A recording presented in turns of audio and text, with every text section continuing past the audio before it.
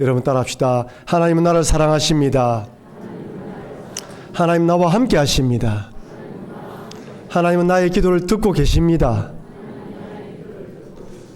여러분, 저는 여러분들이 지난 한 주간 동안 어떤 삶을 살았는지 알지 못합니다. 아마 힘든 분도 계실 것이고 좋은 일이 생긴 분도 계실 것입니다. 네, 여러분, 이렇게 주일날 모여서 예배를 드린다는 것 자체가, 또 한 주간을 예배로 시작한다는 자체가 이미 승리한 믿음인 줄 믿으시길 바랍니다.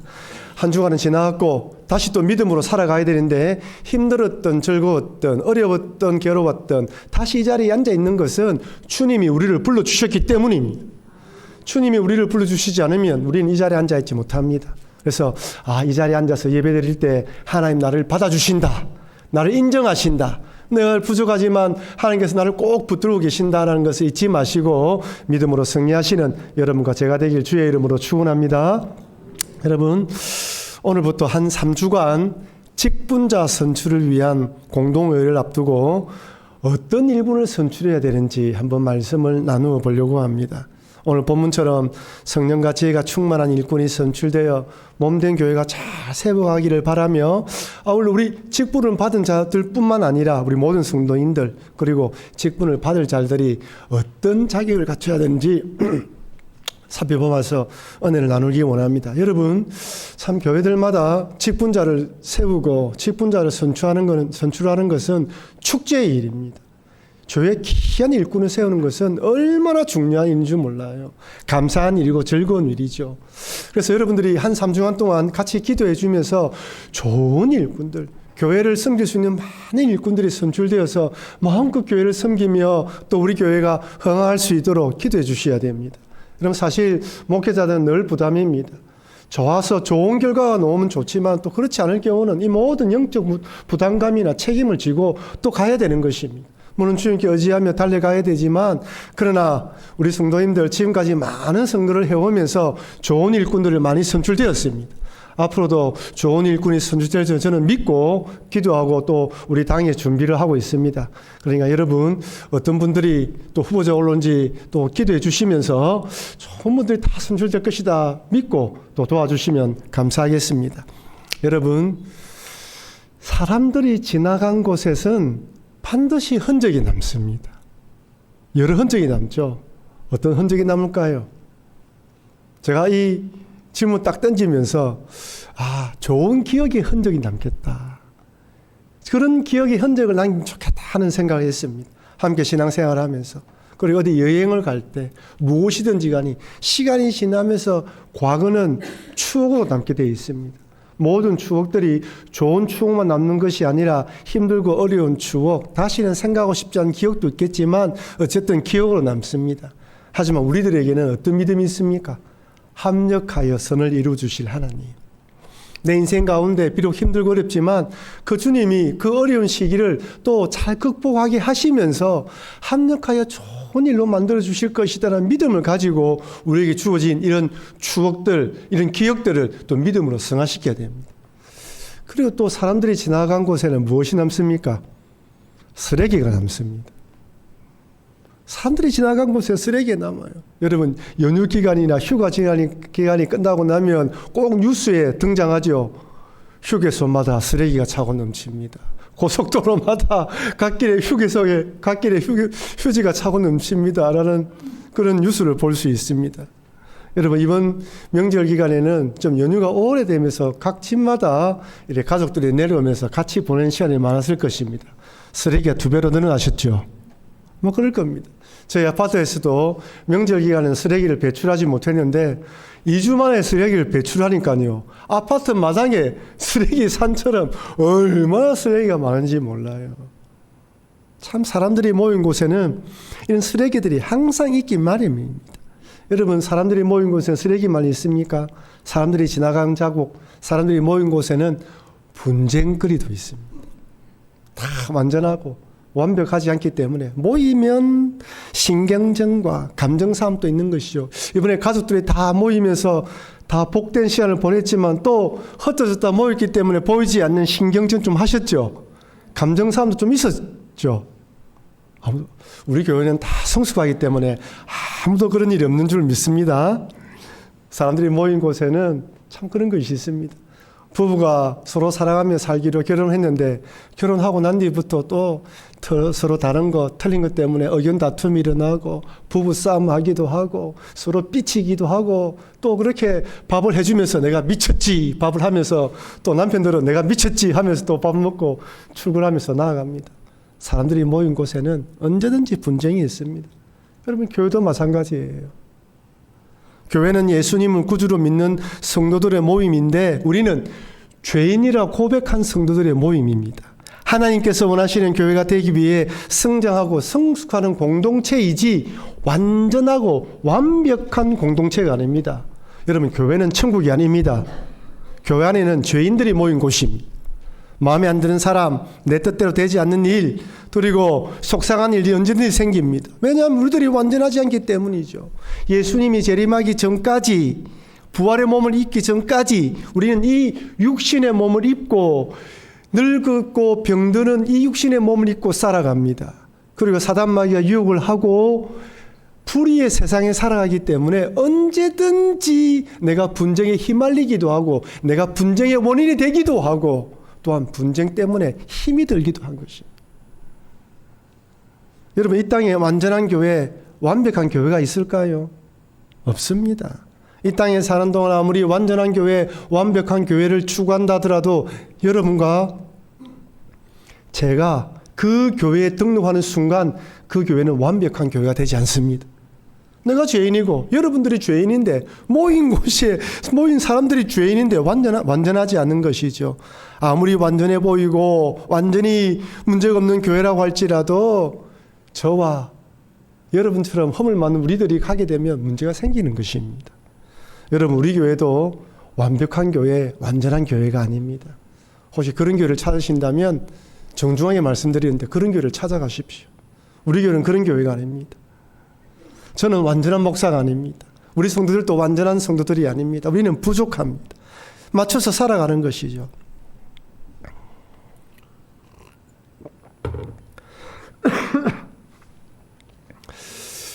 우리 교회도 완전하고 완벽한 교회가 아닙니다. 우리는 건강한 교회를 꿈꿉니다. 이런저런 문제가 발생한다 하더라도 지혜롭게 잘 대처하는 교회가 건강한 교회입니다. 어떤 상황 속에서도 하나님을 찬미하고 온 백성의 칭송받고 날마다 구원받는 사람을 더하는 그런 교회를 지향하지 완전한 교회를 꿈꾸지 않습니다. 우리는 이런 교회가 되기 위해서 치열한 영적 전쟁을 치루어야 합니다.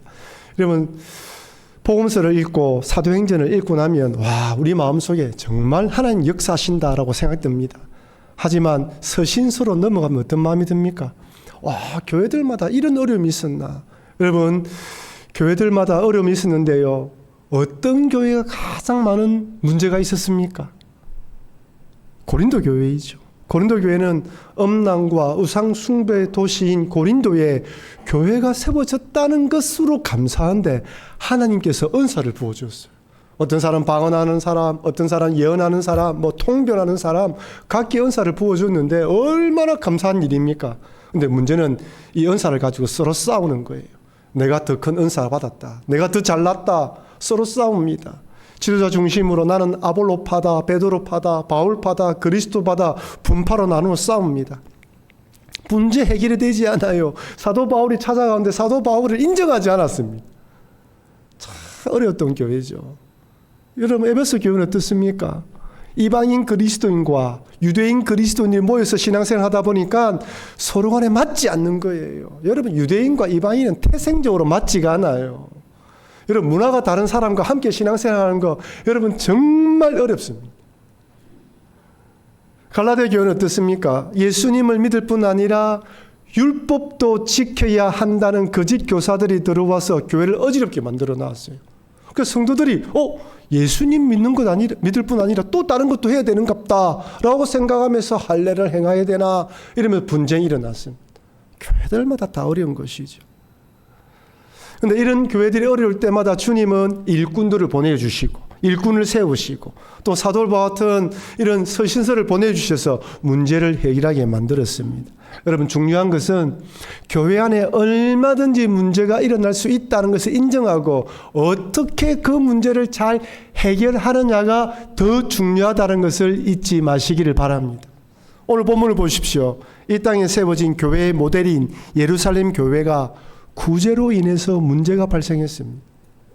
여러분, 예루살렘 교회에서 이런 문제가 발생했다는 그 자체만으로도 큰 충격이지만 사도들과 성도들이 지혜롭게 잘 처리함으로써 결론적으로 흥황되었다라고 성경은 이야기를 합니다. 여러분, 우리 교회가 언제 몇 년도에 개척했죠? 1964년도에 개척되었습니다. 59년을 지나고 이제 60년을 바라보고 있습니다. 여러분, 이런 오랜 세월 동안 우리 교회에 아무런 문제가 없었을까요? 아마 우리 교회를 처음부터 다니셨던 어르신들은 우리 교회가 처음 개척되어지고 그리고 지금까지 있으면서 어떤 어려움들을 극복했는지 다 아실 것입니다. 지금 또 해결해야 할 문제들이 있고 앞으로도 해결해야 할 과제들이 얼마든지 찾아올 수 있습니다. 이때 다 같이 기도하고 힘을 모아 난관을 극복하면서 하나님께서 세우시기 원하는 그런 교회가 되도록 달려가야 합니다. 제가 보니까요, 여러 목사님들 만나서 얘기를 해보고요, 또 교회들마다 어떤 문제를 어떻게 처리하는 거 보니까요, 제일 중요한 것들은 성도들의 기도예요. 교회들마다 문제가 일어나는데 기도하는 성도들이 생기고 기도하는 엎드려서 기도하는 자들이 생기면 그것을 극복할 수 있어요. 단지 기간이 길고 짧음의 차이지 기도하는 성도들이 많으면 반드시 그 문제를 해결합니다. 오늘 예루살렘의 교회에 일어난 일들을 좀 더 살펴보도록 합시다. 예수님의 부활 성천 이후 오순절 마가의 다락방에 성령님께서 강림하면서 성령 충만한 제자들은 담대히 복음을 전했습니다. 베드로의 설교를 듣고 5,000명, 3,000명이 회심하여 순식간에 교인 불어났습니다. 여러분, 말이 5,000명, 3,000명이죠. 여러분, 한번 생각해 보세요.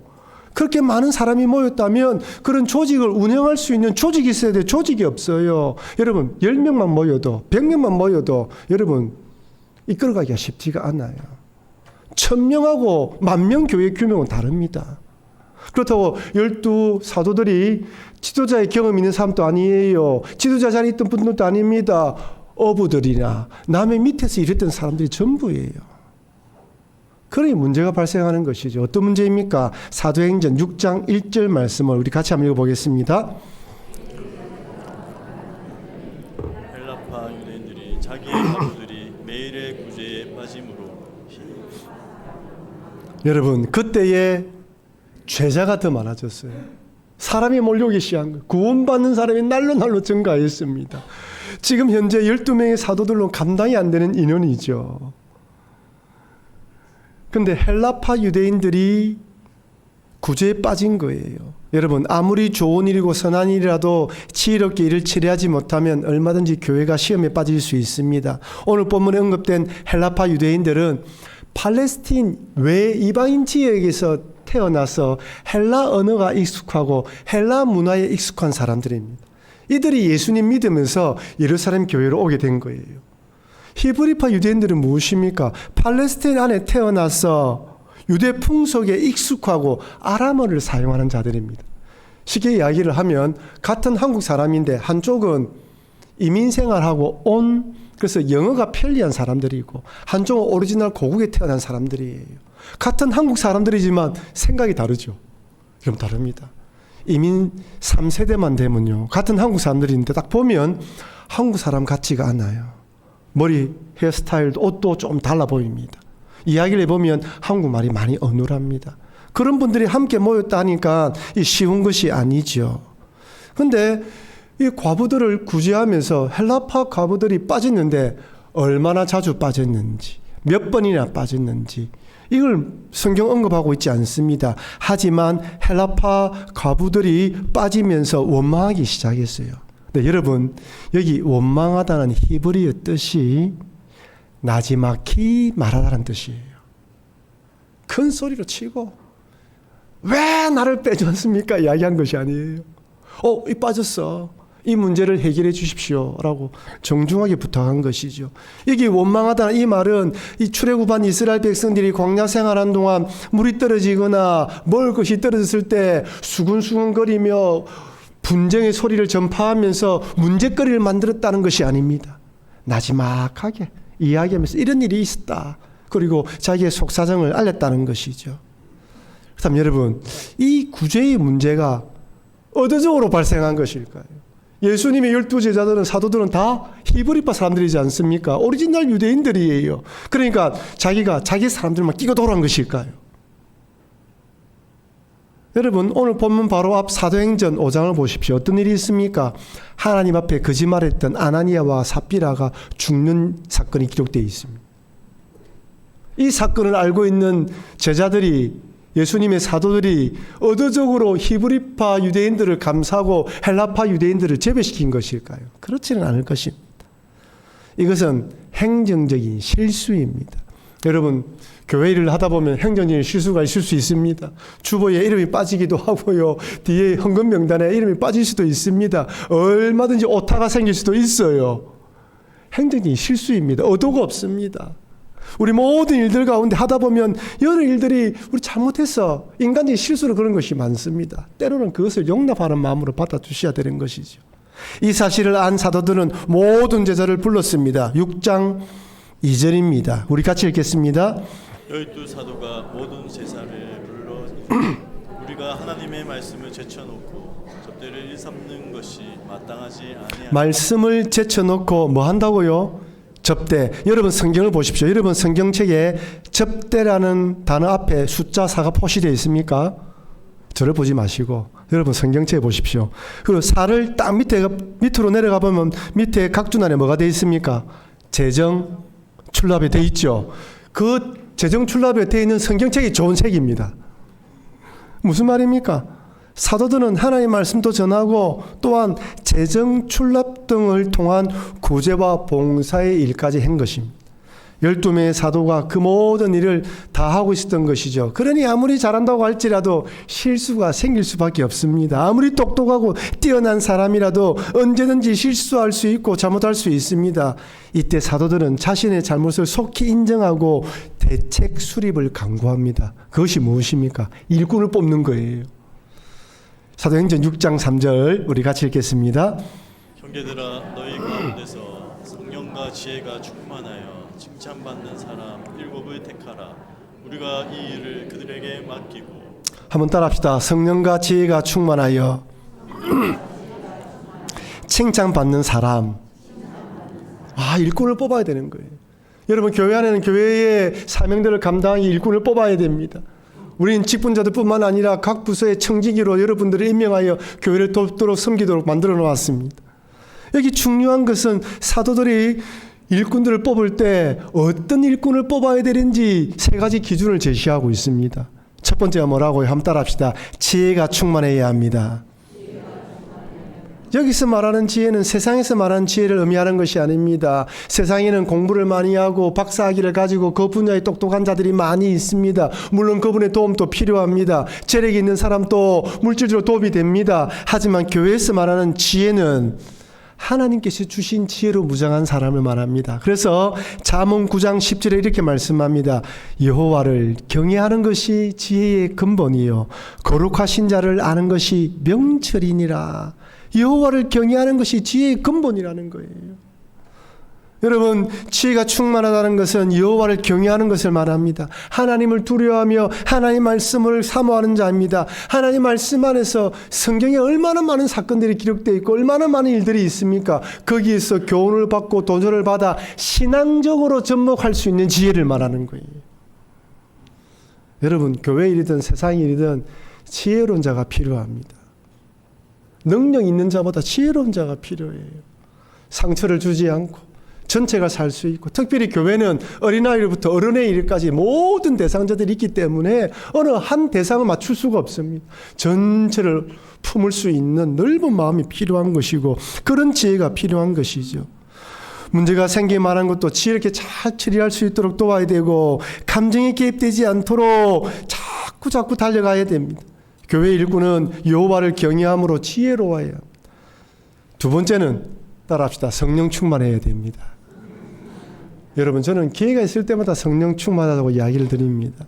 성령 충만은 한때 한 번 충만해지는 것을 의미하지 않습니다. 지속해서 계속하여 하나님의 영으로 충만함을 유지해야 됩니다. 여러분, 성령님은 민감하십니다. 분쟁과 다툼, 분란이 있는 곳, 소란하며 자신의 주장이 있는 곳에는 성령께서 절대로 역사하지 않습니다. 아주 예민하십니다.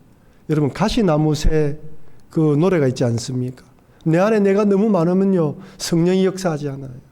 그래서 우리는 기도와 말씀으로 나를 내려놓고 내 생각과 탐욕과 욕심을 내려놓고 내 주장을 내려놓고 하나님의 말씀으로 충만해질 때 점점점 성령이 역사하는 것을 경험하게 됩니다.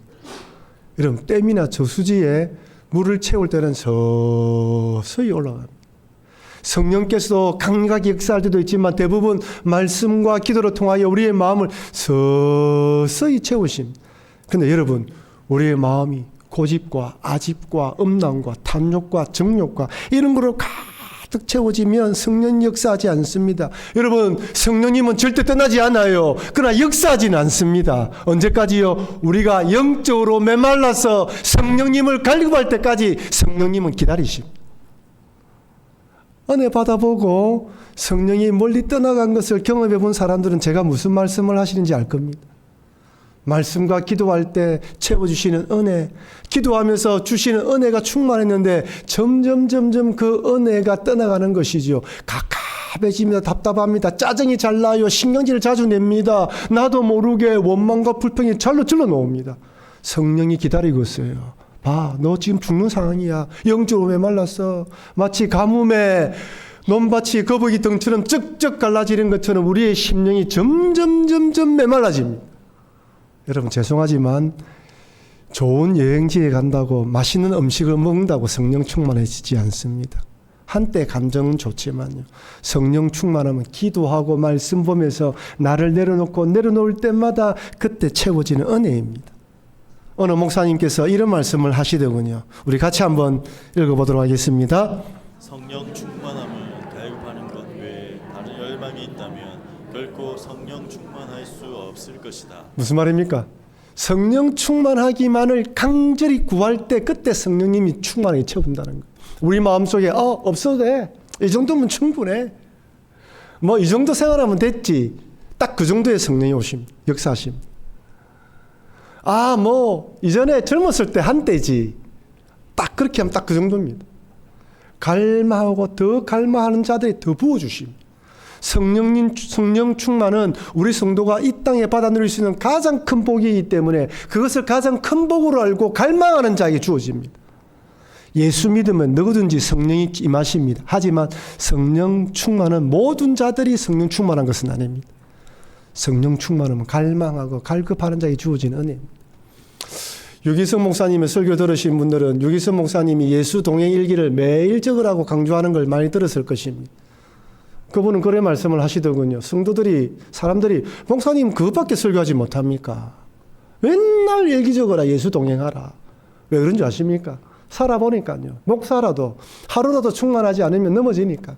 성도들 바라보니까 세상 살아가면서 자기를 깨도 또 왜 돌아보고 그래서 하나님이 동행했던 걸 적지 않으면 언제든지 믿음에 떠내려가니까. 그래 이야기하시는 거예요. 저는 100번 이해합니다. 그래서 저는 여러분들이 그 대신 성령 충만해야 된다고 반복해서 이야기를 합니다. 매일 말씀 기도하고 매일 주를 은혜를 간급하고 매일 나를 떠나보내고 말씀으로 충만할 때 점점 충만해지는 것이죠. 여러분 정말 성령 충만하기 원하시죠? 일부 예배보다 한 3배 소리 큰 것 같습니다. 다 원합니다. 저도 원합니다. 마음을 깨끗하게 해야 됩니다. 늘 기도하면서 주님 아시죠? 고집과 아집이 많은 자입니다. 내 힘으로 살아갈 수 없습니다. 주의 은혜가 필요합니다. 도와주십시오. 매일 엎드려야 합니다. 여러분 집에서 목장 모임 한다고 생각해 보십시오. 제가 여러분 집에 신방 간다고 해보십시오. 아마 대청소를 할 것입니다.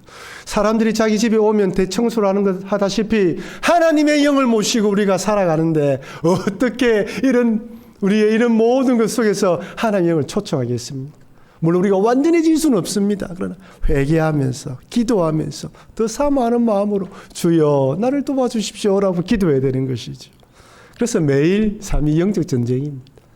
성령 충만한 일꾼이 되어야 됩니다. 성령 충만을 사모하는 일꾼이 되어야 됩니다. 그런 사람이 돼야지만 교회 일꾼이 되고요. 직분자를 받은 분들은 성령 충만을 갈급하면서 또 사명을 감당해야 시험에 빠지지 않고 일을 할 수 있습니다. 세 번째는요, 따라합시다. 칭찬받아야 합니다. 여러분, 지혜와 성령 충만하고 칭찬하죠. 칭찬받아야 돼요. 저 말씀드리지만은 목회자들은 내적 소명과 외적 소명을 하긴 합니다. 내적 소명 자기가 목회를 하나님의 부름을 받은 거예요. 외적 소명은 교회에서 인정해 줘야 됩니다. 그 교회 청년회에서 그 교회 교인들이 너 신학교 가라. 동일합니다. 교인들이 인정하고 칭찬받는 자가 뽑혀야 됩니다. 여러분, 성경에서 칭찬받은 사람들이 많죠. 대표적인 사람 누구일까요? 제가 보니까 백부장 고넬료가 딱 떠올랐어요. 사도행전 10장 22절 상반절, 그들이 대답하되 백부장 고넬료는 의인이요 하나님을 경외하는 사람이라 유대 온 족속이 칭찬하더라. 여러분, 로마의 백부장은 지배계급입니다. 유대인들은 피지배계급 사람들이에요.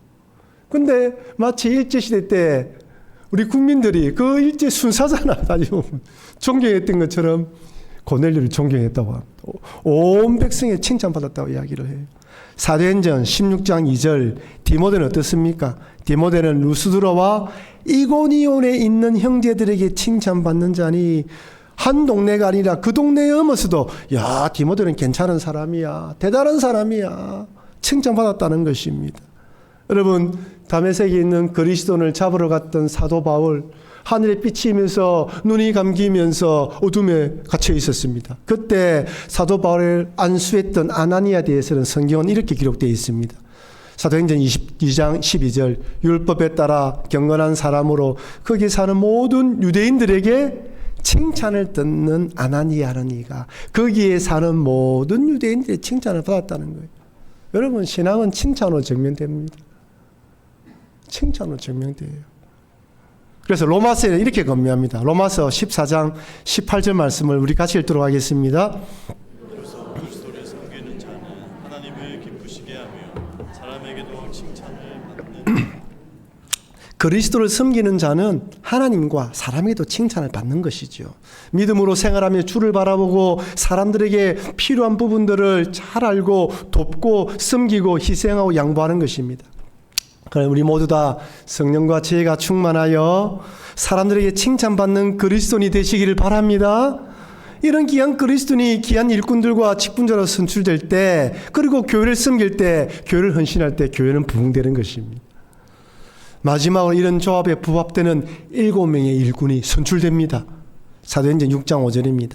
온 무리가 이 말을 기뻐하며 믿음과 성령이 충만한 사람 스데반과 빌립과 브로고로와 니가노르와 디몬과 바베나와 유대교에 입교했던 안디옥 사람 니골라를 택하여 몇 명입니까? 7명이죠. 근데 이들의 이름이 다 헬라식입니다. 히브리식 이름이 아무도 없어요. 즉 히브리파 유대인이 되었습니까? 헬라파 유대인이 되었습니까? 헬라파 유대인이에요. 마지막에 안디옥 사람은 뭐라 되어 있습니까? 유대교에 입교했던 안디옥 사람 니골라, 무슨 말입니까? 이방인인데 유대교를 입교했다가 예수 믿은 사람이에요. 누굽니까? 이방인이에요. 여러분, 예루살렘 교회는 히브리파 유대인들이 많습니까? 헬라파 유대인과 이방인 유대인들이 많습니까? 히브리파가 많겠지요. 예루살렘 유대 안에 그 안에 다수가 유대인들 아닙니까? 그러니까 자기들이 히브리파 유대인을 뽑으려면 얼마든지 히브리파 유대인을 뽑을 수 있습니다. 여러분, 한 집안에 우리 교회는 그렇지 않지만 좀 작은 교회에 그 집안에 사람들이 많으면 똘똘 뭉치면 신앙이 없어도 구분이 돼요. 지금 딱 그런 케이스잖아요. 히브리파 유대인들이 야, 이번에 우리 모이자. 헬라파 제배 이방인이 무슨 안 돼. 딱 그러면 안 되는 겁니다. 그런데 히브리파 유대인들이 의도적으로 헬라파 유대인과 니골라를 선택한 거예요. 왜 그렇습니까? 약한 자의 아픔, 없는 자의 아픔들을 너희들이 더 잘 알 것이다. 그러니까 너네들이 서서 집중하여 해봐라 한번. 다 몰아준 거예요. 자기들 의견을 주장하지 않고 몰아준 거예요. 너희들 한번 섬겨봐라. 이렇게 일꾼이 선출되면서 사도들은 말씀과 기도에 전념하고 집사들은 구제와 헌금 출납에 전념하면서 교회가 흥황해집니다. 사도행전 6장 7절 말씀 같이 읽겠습니다. 하나님의 말씀이 점점 왕성하여 허다한 제사장의 무리도 이도에 복종하니라. 하나님의 말씀이 점점 왕성해지고 제자의 수도 많아지고 허다한 제사장의 무리도 이도에 복종하더라.